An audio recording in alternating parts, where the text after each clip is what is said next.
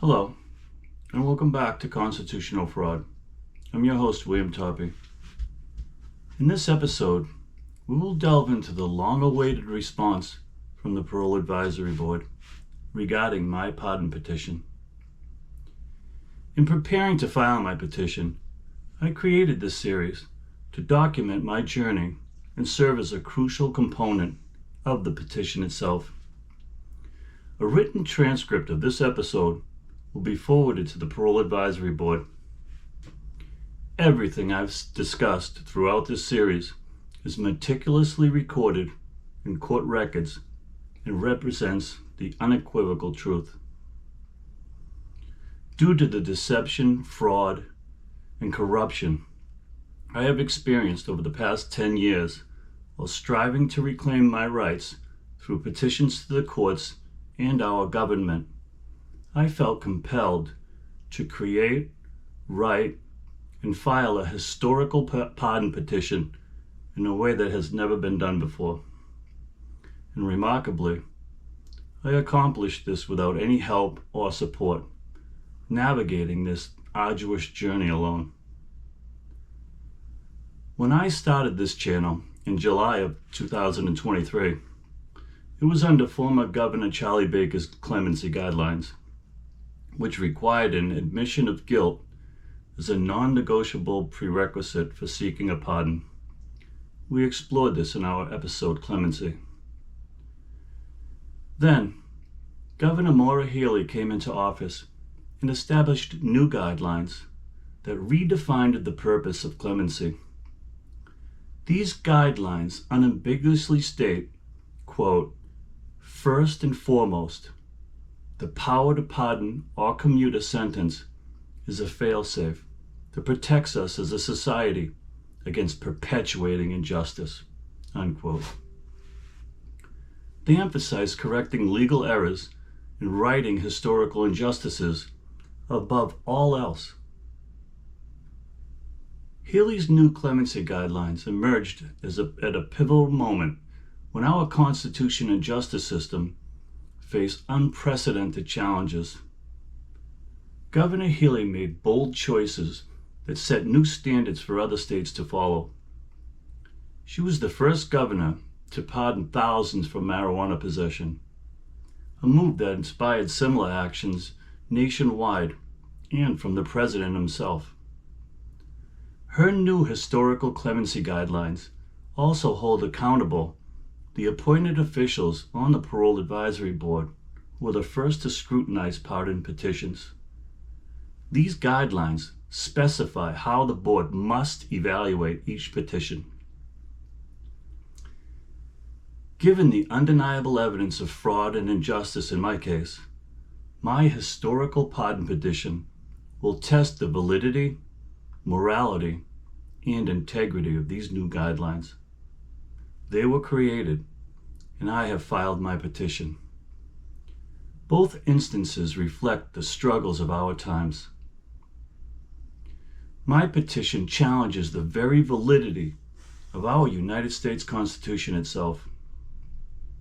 Now, let's scrutinize the Parole Advisory Board's verdict on my pardon petition. This entire process, just like pardon petition hearings at the Governor's Council stage and pardons themselves, has been transparently documented right here on YouTube as a public record. Here is the letter I received.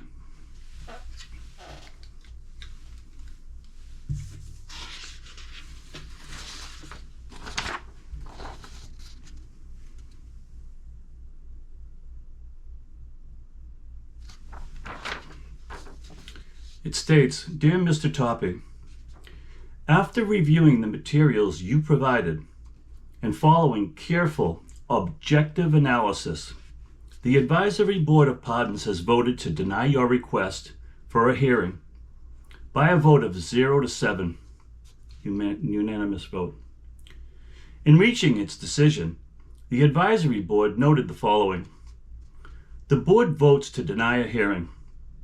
Mr. Toppi does not meet the good citizenship requirement for a pardon, as his probation ended in 2018, and he had an active restraining order until 2016.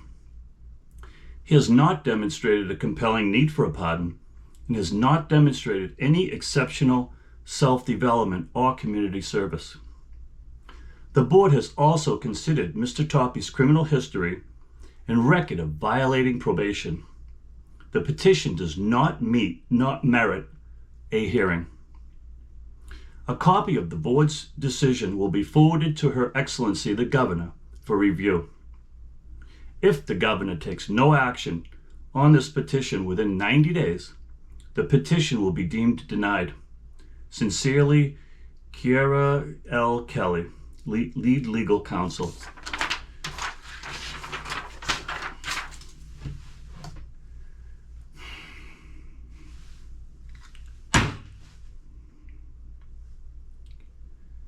My petition highlights serious claims of procedural violations and dishonesty by the sentencing judge, as well as fraud committed by my specially appointed defense counsel. These issues should have been thoroughly examined as they directly pertain to the integrity of the legal process.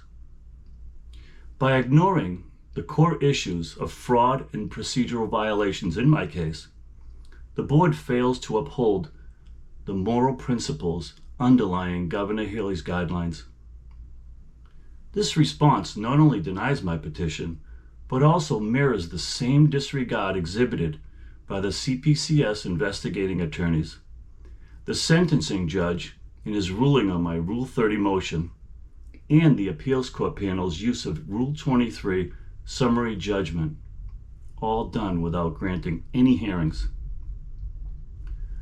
Like these entities, the Parole Advisory Board also callously ignored the concrete and undeniable evidence of fraud documented in court records. In their silence and failure to acknowledge and address these issues lies the truth. The board's failure to address the specific evidence of fraud and injustice in my case clearly misapplies the clemency guidelines. By refusing to acknowledge or address this evidence, aren't they also using their positions of power to perpetuate injustice? This not only undermines the very purpose of clemency, to protect us as a society against perpetuating injustice, but doesn't it contradict the clemency guidelines themselves? Their letter claims an objective analysis was conducted, but fails to address the specific evidence and legal arguments that I presented. A true objective analysis would involve a detailed review of the court records, procedural violations, and the alleged fraud. The board's decision does not reflect this level of scrutiny, especially since the evidence is clearly evident. Furthermore, the board's assertion they have not demonstrated a compelling need for a pardon overlooks the fundamental purpose of clemency, to correct legal errors and protect us as a society against perpetuating injustice. One could evaluate the response from the Parole Advisory Board on the basis of ethical principles and the broader implications for justice and societal values here in Massachusetts.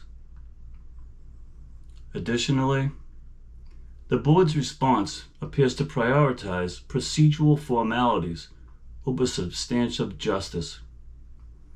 By focusing on my past probation violations, which stem from a fraudulent conviction, and a restraining order for a person I have been living with for the past 10 years, and previously for an additional 15 years, the mother of my children, they neglected the ethical duty to address the serious allegations of judicial and legal misconduct. Notably, the court addressed each probation violation by waiving fees and restitution rather than moving forward with violations, avoiding the need to acknowledge the underlying fraud. Probation was used as a threat, and when I called their bluff, all fees, court costs, and restitution was waived, to my objection. All of this has been thoroughly discussed and disclosed throughout this series and was included in the petition. Given these facts, ethical integrity compels institutions to correct known injustices, especially when procedural violations and fraud are involved. Clemency exists as a mechanism to rectify injustices that the legal system failed to address adequately. The moral rationale for clemency emphasizes compassion, fairness, and the correction of wrongs. The board's decision seems to contradict these values by ignoring the core issues of my petition, by focusing instead on peripheral factors. And as far as displaying good citizenship and showing a compelling need for a pardon, their response does not acknowledge the transformative potential and personal growth I've demonstrated over the past decade in seeking justice and fighting for constitutional rights. Even if there were past infractions, the moral duty is to recognize the importance of restoring human dignity. Denying a hearing based solely on historical factors without considering the context of my claims undermines the principles of redemption and fairness. Ethically, the board's decision to deny a public hearing disregards fundamental principles of justice, fairness, and compassion, while blatantly ignoring the explicit directives in the governor's clemency guidelines. This decision highlights a disturbing pattern of dismissing the concrete and undeniable evidence of fraud, reflecting a systemic failure to uphold the very safeguards meant to prevent such injustices. I'd like to make a brief comparison now. In December of 2022, a man was granted a hearing and ultimately had his sentence commuted here in Massachusetts. This was part of the hearings we discussed in our episode Clemency.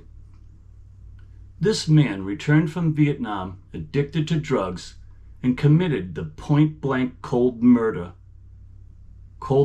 murder of 2 people during an armed robbery.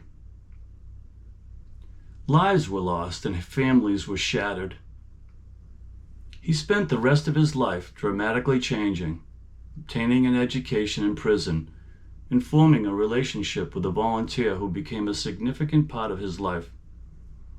This woman and her influential, educated, and wealthy family supported him in his petition and committed to housing and supporting him after his release from prison. I personally fully support the pardon granted in his case, and I admire his accomplishments. It's truly an uplifting scenario. He applied for clemency under Governor Baker's guidelines and was granted a commutation by Governor Healey. In making this comparison, I want to emphasize that my petition makes a claim of actual innocence. It involves an alleged housebreak and the theft of hundreds of items of property. Unlike the aforementioned case, there are no accusations or convictions of cold-blooded murder. Instead, I am the one making accusations. Accusations of fraud by the sentencing judge and the attorney he specially appointed to represent me.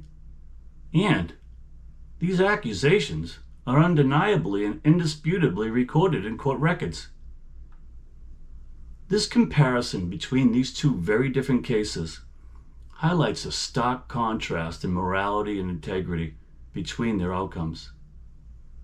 My claims of actual innocence, bolstered by concrete evidence of judicial and legal fraud, starkly contrasts with a case involving an individual with a background of cold-blooded murder.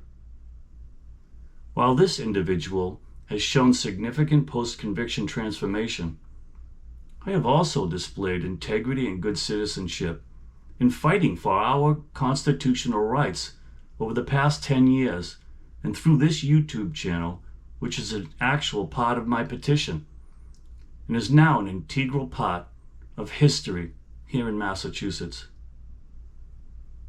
Another crucial aspect of my case involves the unethical and unlawful inclusion of a dismissed case during negotiations at a lobby conference where I was not allowed to attend, ultimately leading to my guilty plea. This issue was extensively discussed in our episode Victim Impact Statements and throughout this series. The dismissed case should have no relevance on the pardon I am seeking. However, my household received this letter.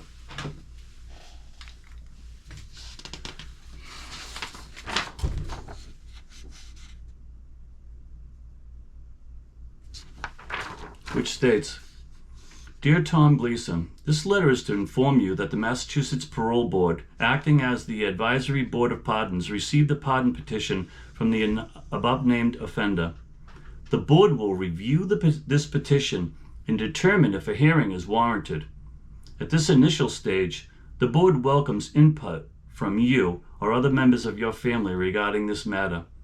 If you would like to submit information for the board's consideration, please send the material to me by April 12th, 2024 at the address listed above or via email at juliedevlin@mass.gov. If the petition proceeds to the hearing stage, you will be notified. At the hearing stage, you may also provide input, and if you choose, you will be given the opportunity to provide testimony.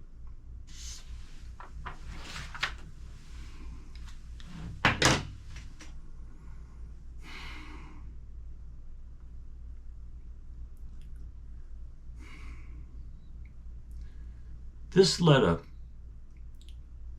addressed to an alleged victim of the dismissed case, requesting input and indicating the possibility of speaking at any scheduled hearing. Unfortunately, this individual passed away in 2017.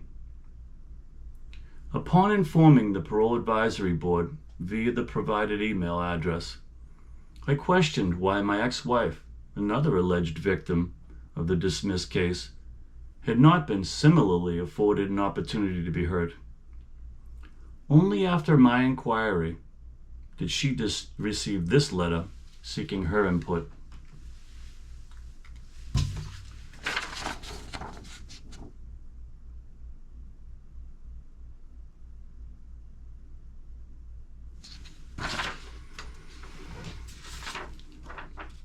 The first alleged victim of the dismissed case's letter was dated March 6th, 2024.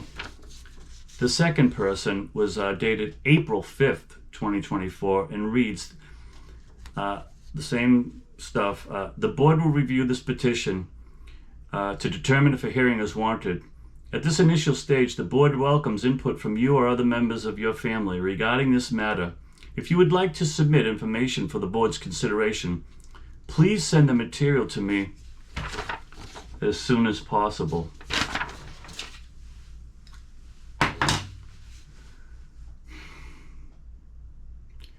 This scenario mirrors the issues that plagued my false conviction from the onset. Now, it has historically become a part of the evaluation of my pardon petition, reflecting the ongoing complexities and challenges I face in seeking justice and reclaiming my guaranteed rights. I now await word from the Governor's Council about the status of my petition. Will the Governor's Council and Governor Maura Healey herself choose to remain silent as well? If so, what will be the implications for me? With Governor Healey's historical clemency guidelines and the historical context of my pardon petition, the stakes are high. My very life and sanity hang in the balance, alongside the integrity of the Governor's guidelines, the laws in Massachusetts, and our United States Constitution itself. As I celebrate this July 4th of 2024 with my only son, currently on leave from his duties in the 82nd Airborne Division of our United States Army, I reflect on his duty to defend our Constitution against all enemies, both foreign and domestic. Similarly, as a citizen of this country, I am compelled to uphold my own obligations by fighting for our constitutional rights and guarantees through my pardon petition to Governor Maura Healey. I wish you all a safe and joyous 4th of July. Our pursuit of justice begins with you.